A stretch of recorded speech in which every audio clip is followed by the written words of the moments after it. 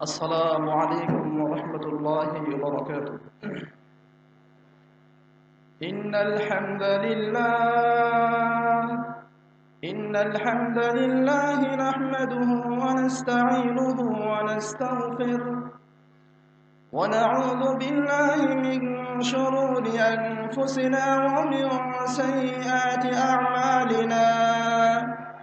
من يهده الله فلا مضل له ومن يضلل فلا هادي له، وأشهد أن لا إله إلا الله وحده لا شريك له، وأشهد أن محمدا عبده ورسوله. يا أيها الذين آمنوا اتقوا الله حق تقاته ولا تموتن إلا وأنتم مسلمون। আলহামদুলিল্লাহ, যাবতীয় প্রশংসা সে আল্লাহ পাক রব্বুল আলামিনের সন্তুষ্টির নিমিত্তে, যে আল্লাহ পাক রব্বুল আলামিন সুস্থ সবল রেখে মহাগ্রন্থ আল কোরআন রাসূলুল্লাহ সাল্লাল্লাহু আলাইহি ওয়াসাল্লামের বিশুদ্ধ সুন্নাহর আলোচনা শোনার তৌফিক দিয়েছেন। সে আল্লাহ পাক রব্বুল আলামিনের প্রশংসা জ্ঞাপনার্থে আমরা বলি আলহামদুলিল্লাহ। অসংখ্য সালাত ও সালাম বর্ষিত হোক প্রিয় রাসূল মুহাম্মদ সাল্লাল্লাহু আলাইহি ওয়াসাল্লামের উপর। আমরা বলি আল্লাহুম্মা সাল্লি আলাইহি আল্লাহুম্মা বারিক আলাইহি। সম্মানিত উপস্থিতি, আলোচনার বিষয় ইতিমধ্যে অবগত হয়েছেন। কোরআন সম্পর্কে কোরআন কি বলে। আমি ভূমিকার দিকে না গিয়ে আমার বিষয় শুরু করছি। আজকে আমরা মহাগ্রন্থ আল কোরআন মাজিদের কাছে কিছু প্রশ্ন রাখবো, অপেক্ষায় থাকবো কোরআন এই প্রশ্নের কি উত্তর দেয়। আসুন সর্বপ্রথম প্রশ্ন করি, কোরআন তোমার পরিচয় জানতে চাই। মহাগ্রন্থ আল কোরআন মাজিদ বলছে, তোমরা যদি আমার পরিচয় জানতে চাও, মহাগ্রন্থ আল কোরআন মাজিদের ৭ নম্বর পারা ১৮ নম্বর পৃষ্ঠা ৫ নম্বর লাইন সূরাতুল আনআমের ১৯৩ নম্বর আয়াত দেখে নাও। মহান আল্লাহ পাক রব্বুল আলামিন সেই আয়াতে ঘোষণা করেন, ওয়াহাদা কিতাবুন আনজালনাহু মুবারাকুন মুসাদ্দিকুল্লাযী বাইনা ইয়াদাইহি ওয়া লিতুনযিরা উম্মাল কুরা ওয়া মান হাওলাহা ওয়াহাদা কিতাবুন আনজালনা।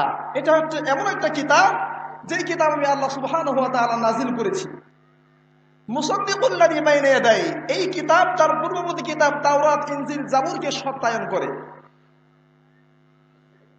ওয়া লিতুনযিরা উম্মাল কুরা ওয়া মান হাওলাহা, আর এই কিতাবের মাধ্যমে যেন গোটা পৃথিবীর সব মানুষকে ভীতি প্রদর্শন করানো যায়। এটা হচ্ছে সংক্ষিপ্ত কিতাবের পরিচয়। কোরআন তোমার কাছে ২ নম্বর প্রশ্ন জানতে চাই, তুমি কোথায় ছিলে?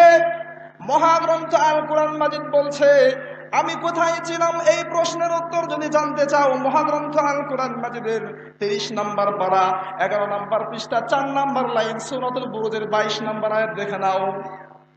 بل هو قرآن مجيد في لوح محفوظ।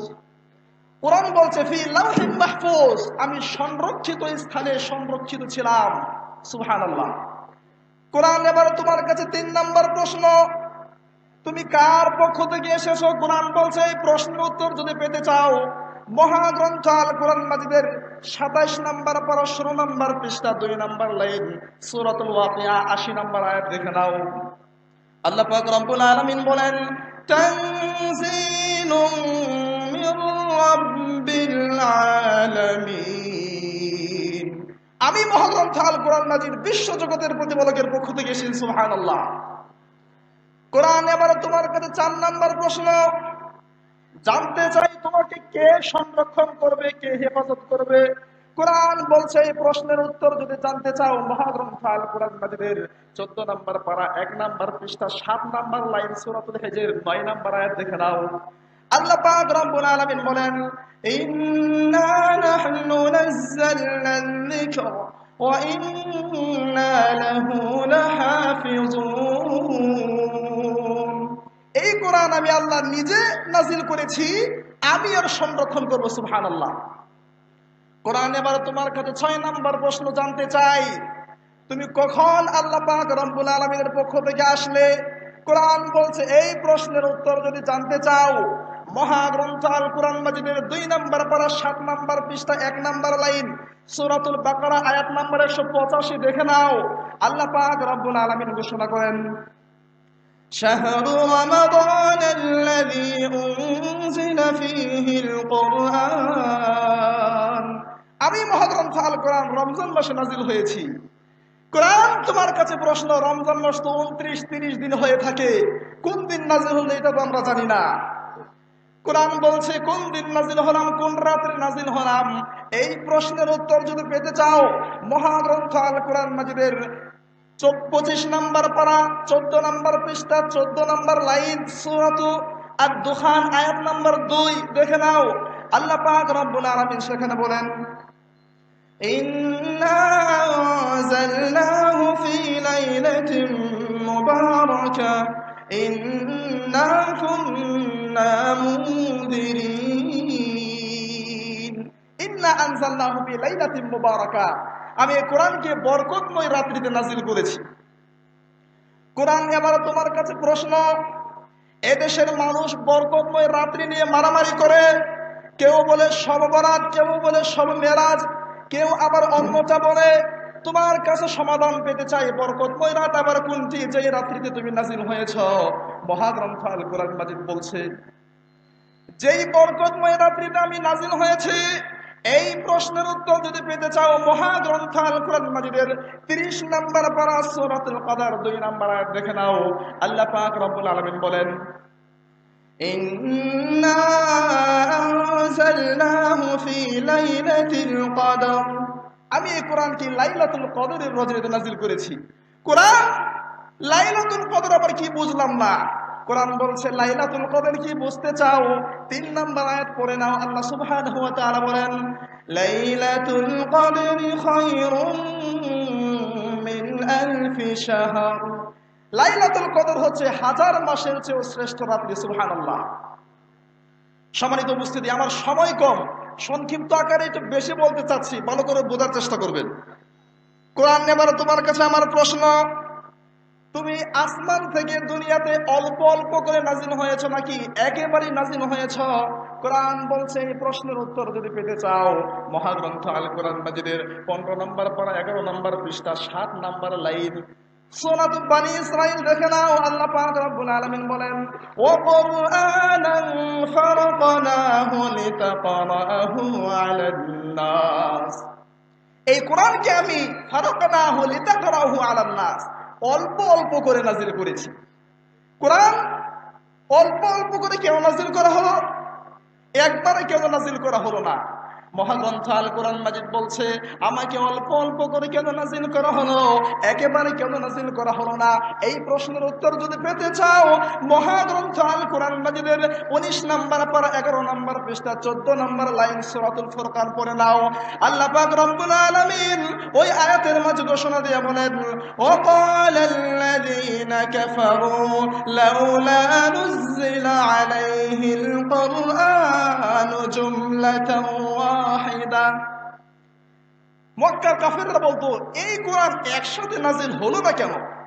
আল্লাহ বলছেন, কাযালিকা লিনুসাব্বিতা বিহি ফুআদা, রাসূল আপনার অন্তরে এগুলোকে মজবুত করার জন্য অল্প অল্প করে নাজিল করেছি। সুবহানাল্লাহ। কোরআন এবার তোমার কাছে আমার প্রশ্ন, তুমি কোন ভাষায় নাজিল হয়েছ? কোরআন বলছে আমি কোন ভাষায় নাজিল হয়েছি। এই প্রশ্নের উত্তর যদি পেতে চাও, মহাগ্রন্থ আল কোরআন মাজিদের 12 নাম্বার পারা 14 নাম্বার পৃষ্ঠা সূরাত ইউনূসের 2 নাম্বার আয়াত দেখে নাও। আল্লাহ পাক রব্বুল আলামিন বলেন, ইন্না আনজালনাহু কুরআনান আরাবিয়্যা, এই কোরআনকে আমি আরবি ভাষায় নাজিল করেছি। কোরআন আরবি ভাষায় কেন নাজিল হলে? লাআল্লাকুম তাআকিলুন, যেন তোমরা বুঝতে পারো তাই। কোরআন তোমার কাছে প্রশ্ন, আমরা তো বাঙালি, আরবি বুঝি না, আরবি ভাষায় নাজিল কেন হলে? এটা তোমার কাছে প্রশ্ন। কোরআন বলছে তোমরা বাঙালি, আরবি ভাষা বুঝো না, পৃথিবীতে অসংখ্য মানুষ রয়েছে আরবি ভাষা বুঝো না, তারপর আরবিতে কেন নাজিল হলাম জানতে চাও? মহাগ্রন্থ আল কোরআন মাজিদের 13 নম্বর পারা 14 নম্বর পৃষ্ঠা 13 নম্বর লাইন সূরাতু ইব্রাহিম আয়াত দেখে দাও।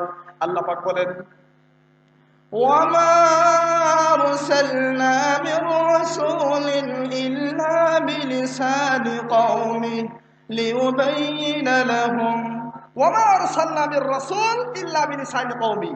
আমি পৃথিবীতে যত নবী রাসূল প্রেরণ করেছি সকলকে স্বজাতির ভাষা দিয়ে নাজিল করেছি। তোমাদের নবী মুহাম্মদ যেহেতু আরাবিয়ান ছিলেন, তোমরা যেহেতু আরাবিয়ান ছিলে, এই জন্য মহাগ্রন্থ আল কোরআন মাজিদ আরবিতে নাজিল করলাম। কোরআন, এবার তোমার কাছে প্রশ্ন, আরবিতে নাজিল করা না হলে সমস্যাটা কি হতো? কোরআন বলছে আরবিতে নাজিল করা না হলে কি সমস্যা হতো? এই প্রশ্নের উত্তর পেতে চাও? মহাগ্রন্থ আল কোরআন মাজিদের 24 নম্বর পারা 20 নম্বর পৃষ্ঠা 9 নম্বর লাইন সূরাতু হামিম সিজদা।